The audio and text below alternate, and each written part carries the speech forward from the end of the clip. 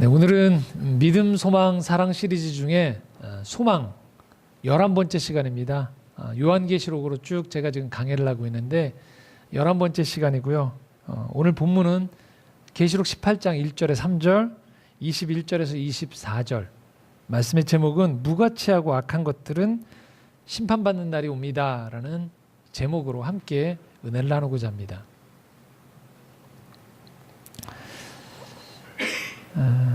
우리가 영화를 보면 등급이 매겨져 있습니다. 그래서 뭐 전체 관람가, 12세 관람가, 15세 관람가, 그리고 19세 이상 관람가, 또 거꾸로 말하면 청소년 관람 불가, 이런 게 붙어 있어요. 드라마도 그렇고요. 보면 15세 이상 이하의 어린이들이 시청하기에 적절하지 않습니다. 뭐 이런 경고 문구가 뜨고요. 그런데 종종 제가 뉴스를 보다 보면 좀 당혹스러울 때가 있어요. 저희 자녀들하고 이 뉴스를 보다 보면, 집에서 TV로 뉴스를 보다 보면 종종 당혹스러울 때가 있어요. 자녀들하고, 어린 자녀들하고 이 뉴스를 보다 보면. 왜냐하면 이 뉴스에 나오는 내용들이 자녀들이 보기에 적당하지 않은 내용들이 나올 때가 있어요. 저거는 15금 이상인데, 또는 어떨 때는 저거는 19금 이상인데 하는 내용들이 뉴스에 나오는 거죠. 뭐 성폭행에 대한 내용이라든지, 또는 뭔가 위법을 했는데 그 위법이 너무 적나라해서 많은 사람들한테 피해를 끼친다든지, 또는 이 정치인들이 이 서로를 향해서 아주 인신공격을 할 때, 소위 말하는 막말을 하는 장면들이 여과없이 뉴스에 나올 때가 있어요. 상대방을 향해서 아주 매도하는 장면들이 나올 때가 있단 말이죠. 호통을 치고요. 어처구니없는 여러 가지 사회의 비리들이 많이 나오는 거예요. 자녀들하고 식사를 하거나 또는 이렇게 소파에 앉아서 그 장면들을 보다 보면 저도 모르게 어른인 제가 민망해질 때가 있어요. 과연 아이들이 저 장면을 보면서, 어른들의 저런 모습을 보면서 어떻게 생각할까? 왜 뉴스는 저런 게 안 붙지? 라는 생각이 드는 거죠. 이게 사회의 모습입니다라고 하면서 보여주는데, 실제로 영화나 드라마보다 훨씬 더 자극적이고 폭력적이고 이 극이 아닌 현실에서 접하는 내용들임에도 불구하고 당혹스러울 때가 많단 말이죠.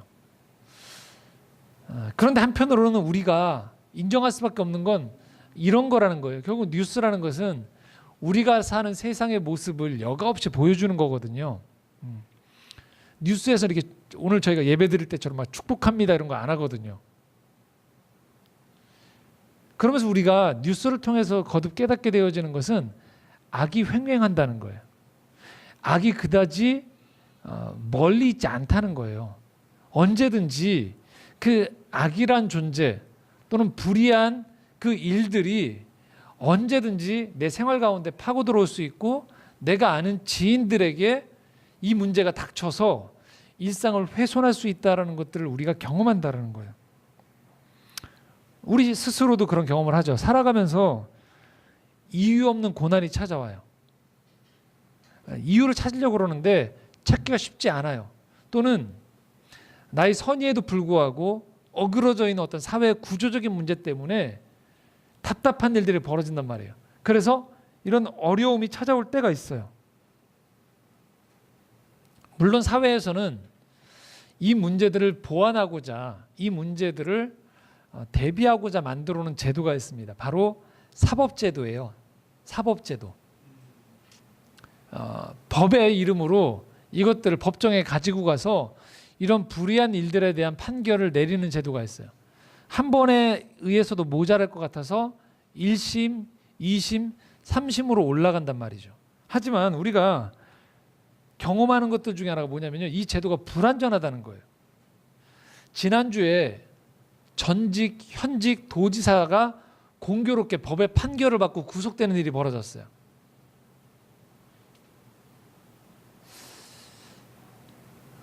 그런데 이 반응을 보면 재미있단 말이죠. 왜냐하면 어떤 반응에 대해서는, 어떤 판결에 대해서는, 나에게 유리한 것들에 대해서는 사법 정의가 살아있다라고 사람들이 이렇게 논평을 내요. 그 정치권에서. 그런데 내가 지지했던 어떤 부분들에 대해서 예상과 다른 결과가 나온단 말이에요. 그럼 뭐라고 얘기하냐면 정의가 무너졌다라고 논평을 내요. 똑같은 이 우리나라 법 체계 안에서 벌어지는 일이거든요.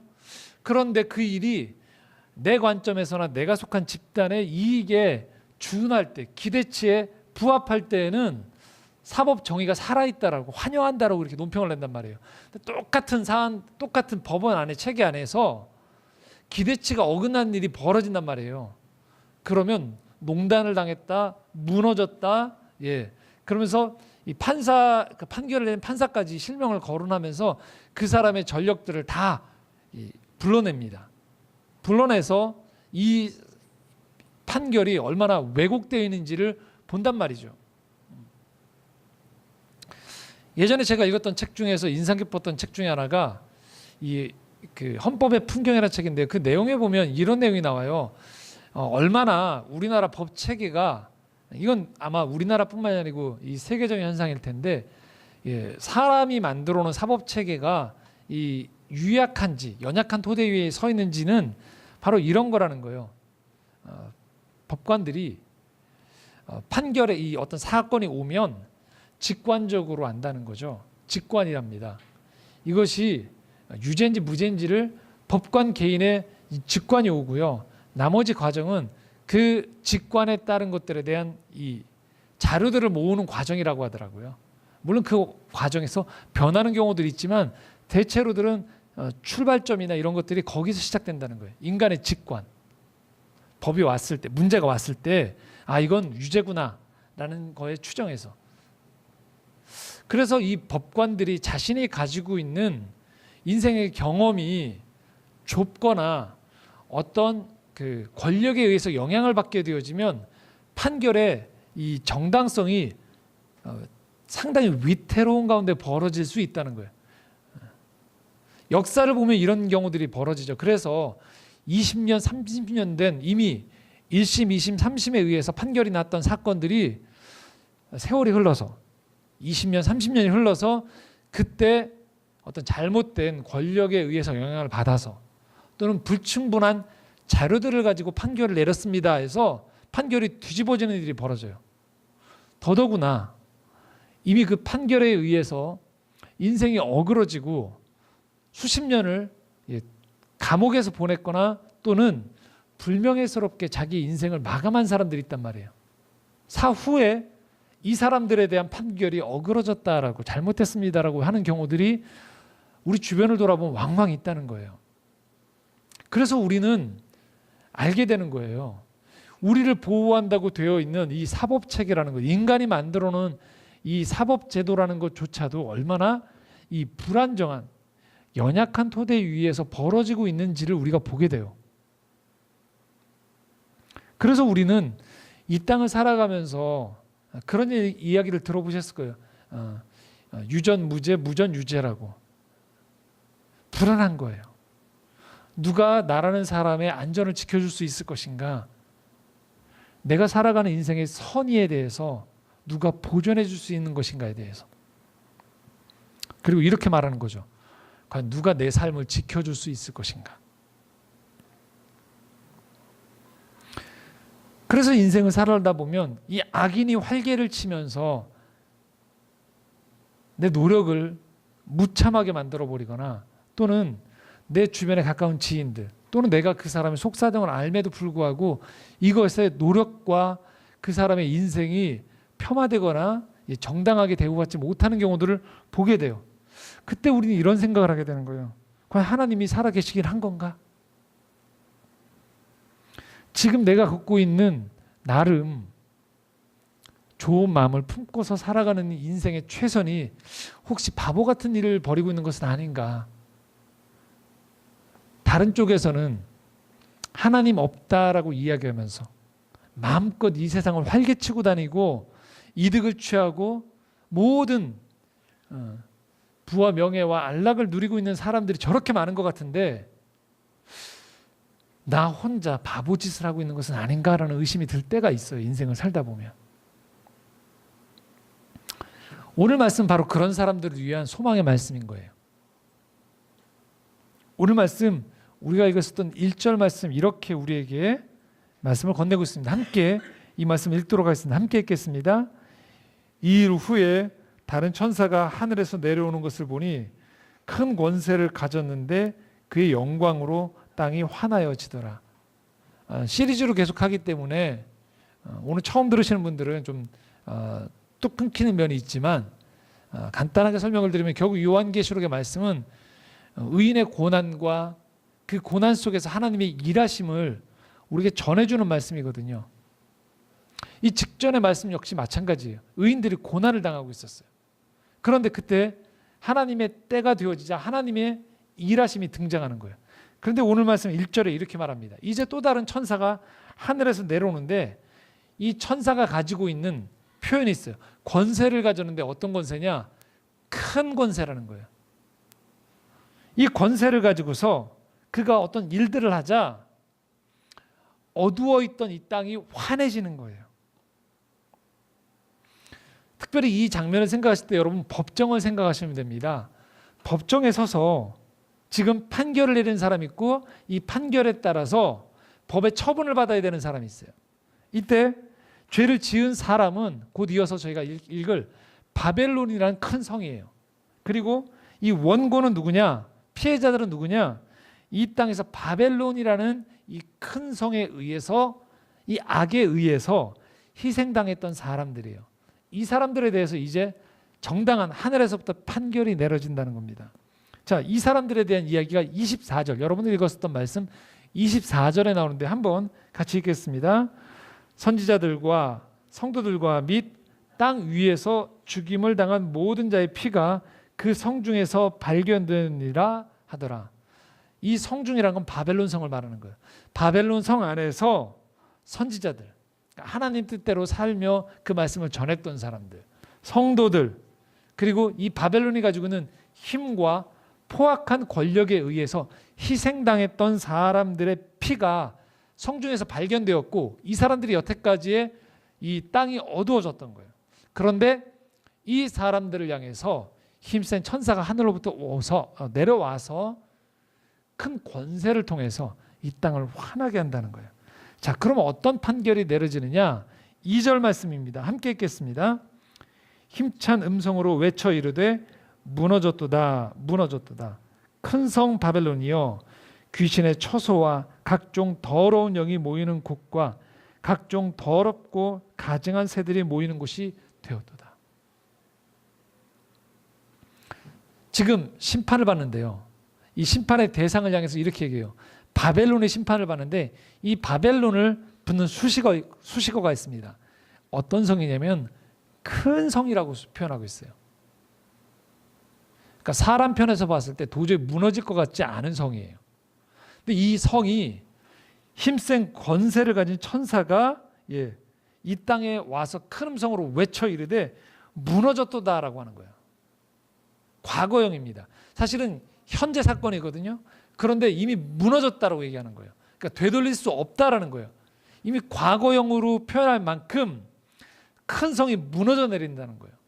도저히 견고하고 이들이 가지고 있는 힘과 권세가 엄청나서 아무도 손을 못 댈 것 같았는데 이 바벨론 성이 무너져 내린다는 거예요.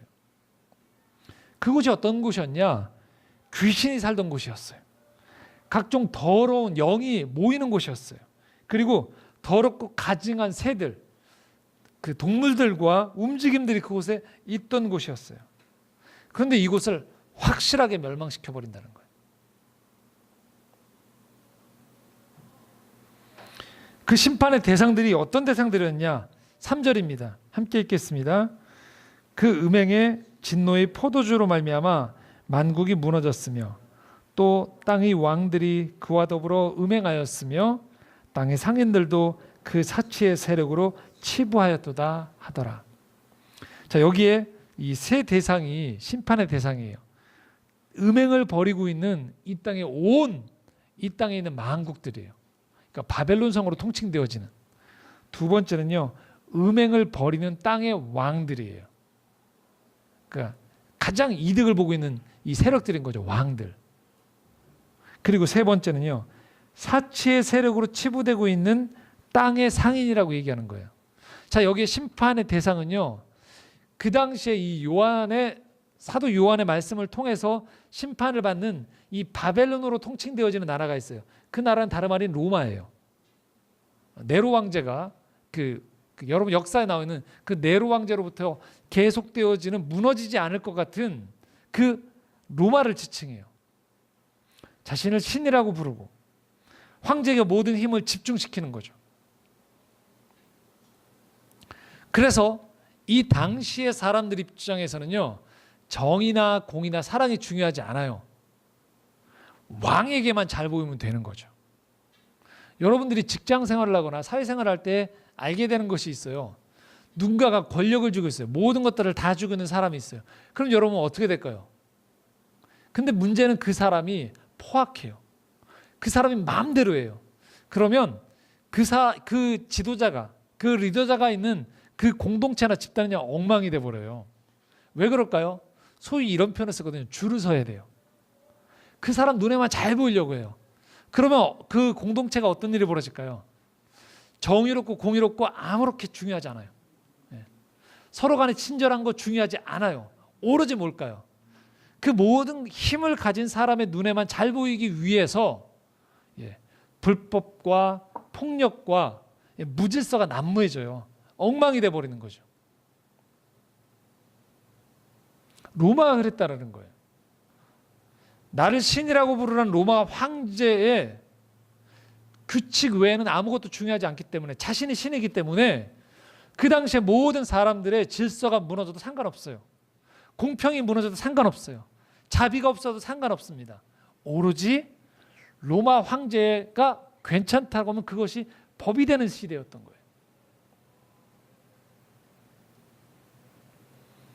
로마 시대에 그랬던 로마 황제가 있다면요, 이 말씀은 또한 2000년 후에 오늘을 살아가는 우리에게도 해당되어지는 바벨론이 있다는 거예요. 그래서 이 땅을 살아가는 가운데에서 정의와 공평과 자비와 사랑, 평화가 아니고요, 이것이 무너져 내리는 지점이 있어요. 그게 바벨론이에요. 뭘까요? 현대인들이 이 지점에 딱 도달했을 때 이것만 있으면 다 괜찮다라고 하는 점들이 생겨요. 뭐가 있을까요? 여러분 한번 떠올려 보십시오. 대표적인 여러 가지가 있어요. 대표적인 것 중 하나가 뭘까요? 당연히 돈이죠. 돈이 바벨론이에요. 가장 돈을 많이 번 사람이 뭐예요? 사람들이 저 사람 어떻게 돈을 벌었지 해서 그 사람을 연구하고 싶어 해요. 아무리 직장이 폭력적이고 그 직장에서 보람을 느낄 수 없어도 현대사회에서 좋은 직장을 어떤 직장이라고 보통 말을 하죠? 돈 많이 주는 직장을 좋은 직장이라고 얘기하거든요. 또 다른 쪽에서 무슨 일이 벌어지죠? 힘을 가진 집단을 얘기해요. 그래서 대권이라고 얘기하죠. 힘을 가지려고 하는 거예요. 권력을 가지려고 하는 거예요. 왜? 그 권력을 가지면 모든 것들을 다 마음대로 정책을 바꿔나갈 수 있거든요. 또 어떤 쪽에서 뭐예요? 극도의 쾌락을 추구하는 거예요. 그래서 모든 것들이 즐거우면 다 합리화가 되어져 버리는 거죠. 뭘까요? 그곳에 가보십시오. 각각의 바벨론들이 있는 거예요. 그러면 그곳에서는요, 그게 법이에요. 그게 왕이에요. 중요하지 않아요. 누군가 울고 있는 게 중요하지 않아요. 누군가가 힘들어하는 게 보이지 않아요. 그냥 뭐예요? 그 바벨론의 법칙을 그냥 따라가는 거죠. 특별히 여기에 보면 이 땅의 상인이라고 얘기하는 건 그 당시에 로마 제국 때도 마찬가지예요. 국제 무역상들을 얘기해요. 오늘날도 저희가 그런 얘기 많이 하거든요. 빈부의 격차가 심해지고 부의 불평등이 있다고 하는데 로마 시대 때도 마찬가지였어요. 부가 편중되는 거죠. 특별히 그래서 이들을 향해서 뭐라고 표현하냐면요, 이렇게 표현합니다. 사치의 세력이라는 표현이 나오죠. 여기에 뭘 말할까요? 허비한다는 거예요. 하나님이 허락하신 것들을 정당하게 분배하고 원리에 맞게 돌아가는 것이 아니고요, 엉뚱한 곳에서 엉뚱하게 몇몇 소수에게 이 부와 쾌락이 집중되어지면서 어그러지는 걸 말하는 거예요. 이걸 사치의 세력이라고 표현하고 있어요. 여러분, 로마 시대만 그럴까요? 저는 그렇지 않다고 봐요. 오늘을 살아가는 이 시대에도 이 사치의 세력에 의해서 무너지고 있습니다. 여러분, 계속 그 새해 들어서 작년 하반기부터 계속적으로 우리가 살아가고 있는 대한민국에서도 벌어지고 있는 일들 중에 하나가 뭐냐면요, 이런 거예요. 노년층이 극도로 가난해지고 있다고 얘기해요. 아마 여러분 부모님들도 해당되어지실 거예요. 그다음에 최저임금이 올라가는 것 때문에 사회적인 여러 갈등들이 벌어져요. 그렇지 않나요? 예. 제가 주중에 대표로 섬기고 있는 편론 포럼도 마찬가지거든요. 저희도 비상이 걸렸었어요. 이 최저임금이 올라가면서 이것에 따라서 전반적인 것들을 조율해 나가는 과정에서 상당히 진통이 있었어요. 하지만 나가야 되는 방향으로라고 생각하기 때문에 최선을 다해서 이 사회적인 흐름과 이 방향에 맞추려고 노력을 했었어요. 상당히 힘들었어요. 근데 여러분,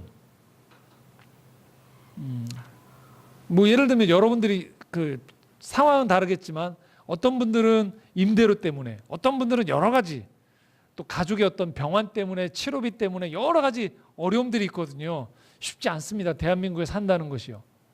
근데 여러분, 놀랍게도요, 대한민국 한쪽에서는요, 지금 정반대, 여러분 들으시면 깜짝 놀랄 일들이 벌어져요.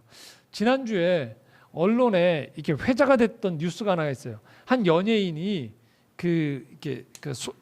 연루되어 있는 강남의 5성급 특급 호텔의 클럽에서 벌어졌던 어떤 폭력과 마약 사태 때문에 언론에 많이 나왔거든요. 그래서 제가 이 문제를 보면서 좀 검색을 해봤어요. 그랬더니 이 문제가 터지기 전에 그 매장, 클럽이 오픈했을 때, 사고 났을 때 말고요. 사고 나서 무슨 탐사보도팀이 여기를 막 폄하하려고 해서가 아니고요. 오픈했을 때 여기 클럽을 소개했던 기사가 있었어요.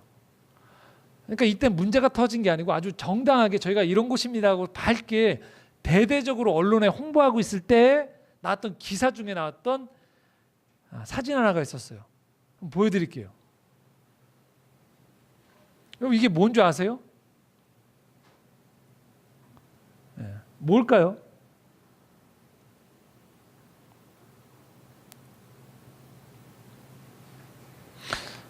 뭔지 잘 모르시겠죠? 이게 술 세트예요.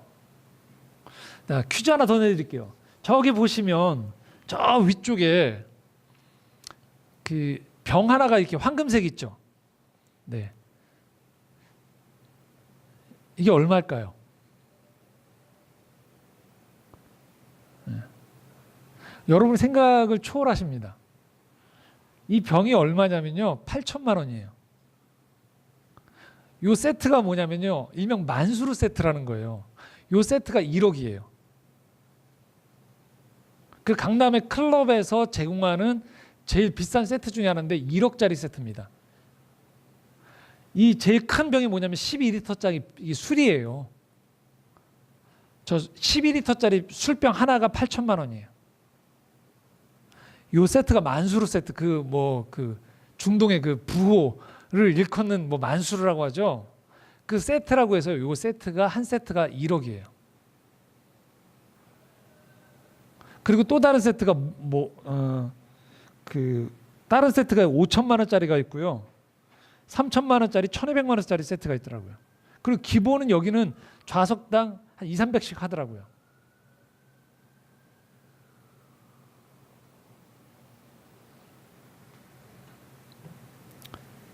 이 아르망드 브리니악이라는 12리터짜리 이 8천만 원, 12리터짜리가 8천만 원이고 이 세트를 하룻밤에 몇 시간 안에 1억을 쓰는 거예요. 뭘 말할까요? 수요가 있다는 거예요.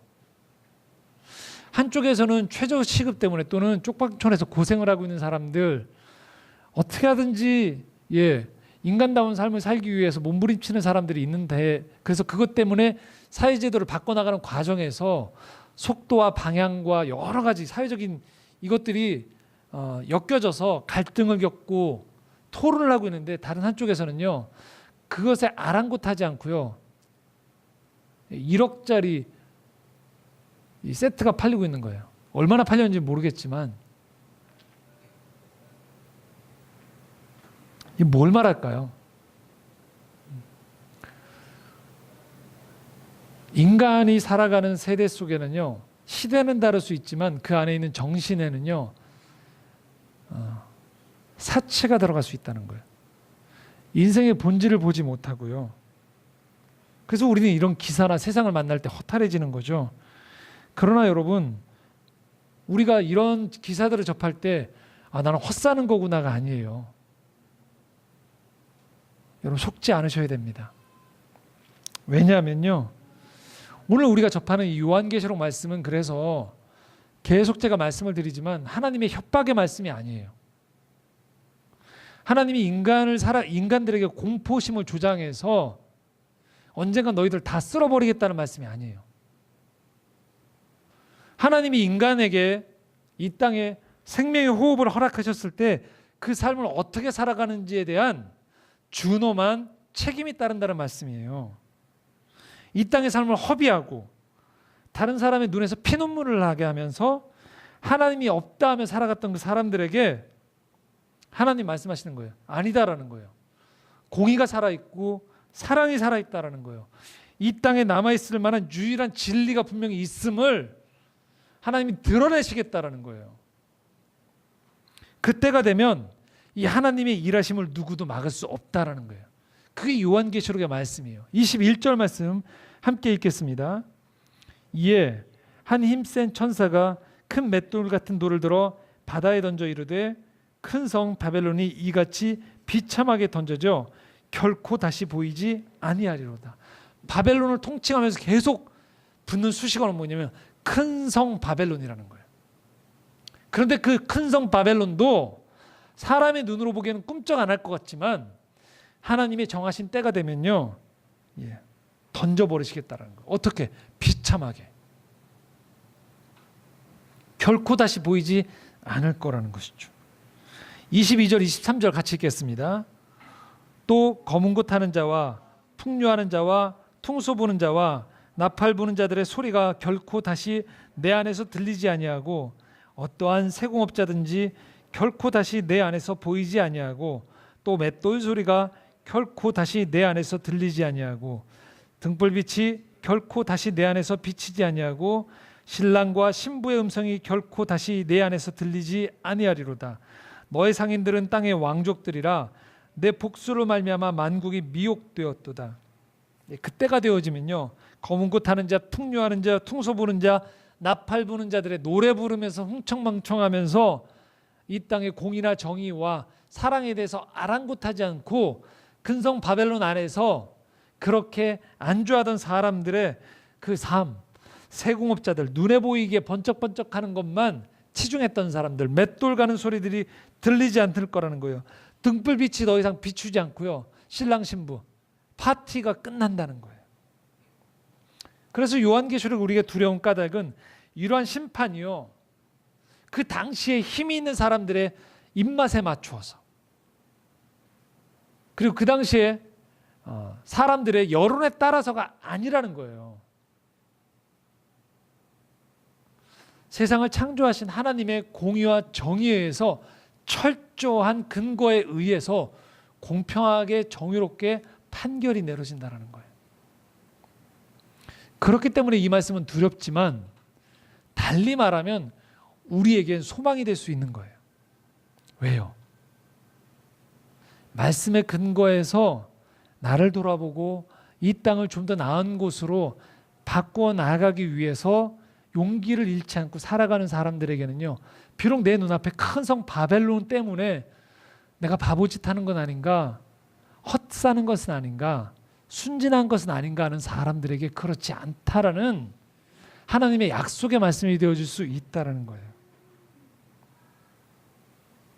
그래서 오늘의 이 말씀은요, 여러분 반대로 생각할 때, 주어지는 이 심판의 말씀을 반대로 생각할 때 결국 우리에게 소망이 되어질 수 있다는 것들이 우리에게 주시는 주님의 오늘 위로와 격려의 말씀인 것입니다. 어떻게 해요? 세 가지만 말씀하고 정리하겠습니다. 오늘 이 심판의 대상들과 반대로 살면 된다는 거예요. 어떻게? 첫 번째는요, 이렇게 말씀했죠. 여기 뭐라고 써있냐면요, 땅의 왕족이라고 써 있어요. 23절에. 땅의 왕족처럼 살면 안 된다는 거예요. 이 땅이 전부인 양, 이 땅에서 어떻게 하면 왕 노릇할까가 아니고요. 우리는요, 하늘의 백성이 돼서 살면 되는 거예요. 빌립보 3장 20절 우리에게 이렇게 말씀합니다. 함께 읽겠습니다. 그러나 우리의 시민권은 하늘에 있는지라 거기로부터 구원하는 자 곧 주 예수 그리스도를 기다리노니. 우리의 시민권이 어디 있다고요? 하늘에 있는 거예요. 이 땅이 전부인 양 살지 말라는 거예요. 뜻이 하늘에서 이루어진 것 같이 땅에서도 이루어지기를 소망하면서 비록 이 땅에 바벨론의 법칙이 횡행하고 있지만 그럼에도 불구하고 이 말씀의 근거에서 오늘 나를 돌아보면서 정의롭게, 선하게, 그리고 사랑을 실천하기 위해서 노력하며 사는 삶을 결코 하나님 무가치하다 하지 않아요. 왜? 우리가 그 하늘의 시민권을 갖고 온전히 그 하늘의 시민이 되었을 때는요, 그 나라를 이끌어가는 법칙은 바로 그 법칙들이거든요. 술수와 권모와 사람을 누르고 겁박하는 법칙이 아니에요. 그래서 이 땅에서는요, 비록 힘들지만 하늘의 시민권답게 그 법칙을 가지고서 이 땅에서 살아가라는 거예요. 두 번째 말씀은요, 바로 미혹된 삶에서 벗어나라는 거예요. 여기 거듭 이렇게 하죠. 복수로 말미암아 만국이 미혹되었다고 하죠. 예, 그 말은 뭐냐면요, 이 땅은 끊임없이 우리를 미혹한다는 거예요. 그런데 여러분, 이렇게 말씀하면 됩니다. 오늘도 하나님의 말씀에 근거해서 여러분에게 주시는 말씀이 있어요. 하나님이 제가 말씀을 선포할 때에도 여러분 각자에게 오는 말씀에 감동이 있어요. 그럴 때 우리가 깨닫는 바가 있어요. 무엇이냐? 하나님이 보여주시는 삶의 진실이 있어요. 그 진실에 눈을 뜨시는 거예요.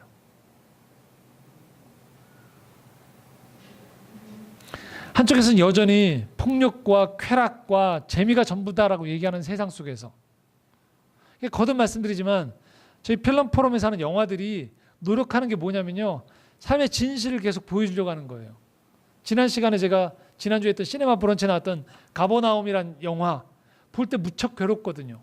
레바논 베이루트에 가보면 제 지인이 거기에 지금 갔는데 얘기 들어보니까 저는 그 영화에 베이루트에 나왔던 이 영화에 나왔던 것처럼 다 가난한 줄 알았더니 그렇지 않더라고요. 작은 유럽이라고 합니다. 그런데 유독 그 안에 한국 대사관도 가지 말라고 하는 곳이 있다는 거예요. 슬럼가인데 보안이 유지되어지지 않으니까. 근데 그곳을 찍은 거예요. 가버나움이라는 영화가. 극빈자들의 삶. 우리는 보면 불편하거든요. 하지만 외면할 수 없는 건 지구 땅 어디엔 그런 사람이 있다는 거예요. 그게 진실이에요. 우리는 없는 것처럼 살고 싶고 예쁜 것, 좋은 것만 보고 싶어 하는데 우리 삶에는 그런 모순들이 자리 잡아요. 먼 나라를 볼 필요 없이요. 우리 나라 안에서도 있고요. 여러분 가정 가운데도 있고 여러분 안에도 그런 진실이 있어요. 그런 그림자가 있게 마련이고요. 근데 하나님은 거기에 눈을 뜨라고 얘기하십니다.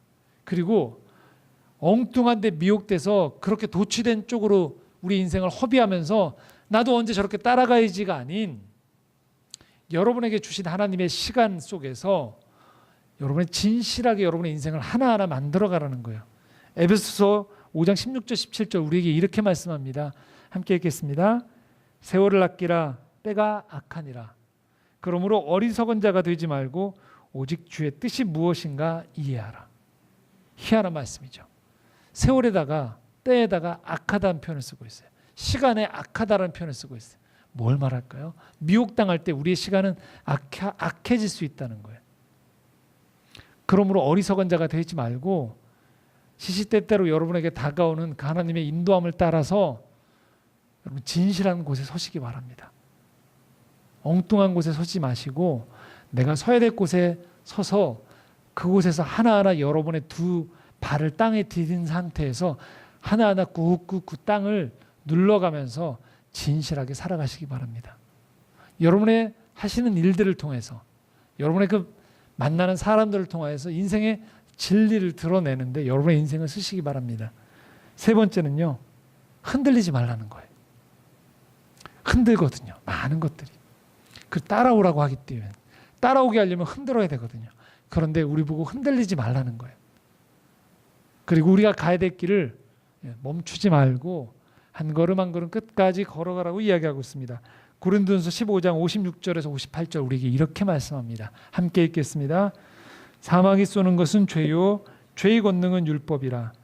우리 주 예수 그리스도로 말미암아 우리에게 승리를 주시는 하나님께 감사하노니 그러므로 내 사랑하는 형제들아 견실하며 흔들리지 말고 항상 주의 일에 더욱 힘쓰는 자들이 되라. 이는 너희 수고가 주 안에서 헛되지 않은 줄 알미라. 주님이 이렇게 말씀하는 거예요. 견고하고 흔들리지 말라는 건 거꾸로 말하면 흔들릴 수 있다는 거예요. 왜? 우리 주변에 우리 이렇게 흔들거든요. 그거 아니야라고 얘기하거든요. 그걸 모르는 바가 아니라는 거예요. 근데 흔들리지 않아야 되는 이유는 왜냐? 너희 수고가 바벨론 안에서는 헛되어 보일지 모르지만 주 안에서는 헛되지 않다라는 거예요. 여러분이 사랑의 마음을 품고 하고 있는 그 일들, 이 예배의 자리들, 그리고 말씀 안에서 한 걸음 한 걸음 노력하셨던 그 눈물의 기도와 노력들은요, 하나님이 보고 계시고 하나님의 때에 하나님의 방법으로 열매 맺게 해주실 것이라는 거예요. 말씀을 정리하겠습니다. 오늘도 우리는 혼란스러운 세상에서 살고 있어요. 뉴스를 틀어도 매스미디어를 봐도 우리가 만나는 모든 지인들이 좋다라고 얘기하는 것들 속에서는 우리 분별해야 돼요. 하나님이 인도해 주시는 의롭고 선한 길을 여러분 걸어가셔야 돼요. 하늘의 시민으로서 하나님께서 한 걸음씩 여러분을 자꾸 사랑의 사람으로 만들어 가시고 정의의 사람으로 자꾸 여러분 만들어 가시는 것들을 여러분 기뻐하십시오. 때로는 손해보는 것 같고 그럭저럭 타협해도 되는 것 같은 세상 속에서 여러분 한 번이거든요. 우리 인생은. 그럼 이 한 번의 인생을 어떻게 하면 아름답게 살 것인가? 어떻게 하면 내 인생을 가치로운 것에 살 것인가? 시간과 물질을 어디에 써야지만 내 인생이 궁극적으로 하나님 앞에서 영혼의 관점에서 성공하는 인생이 되는지를 여러분 기억하시기 바랍니다. 오늘 이 엄중히 전해지는 하나님의 말씀을 여러분 기억하시기 바랍니다. 말씀의 제목처럼 결국 무가치하고 악한 것들은요 심판받게 되어 있다라는 거예요. 그러므로 소망을 품고 믿음의 길로 걸어가는 우리 모두가 되기를 소망합니다. 기도하시겠습니다.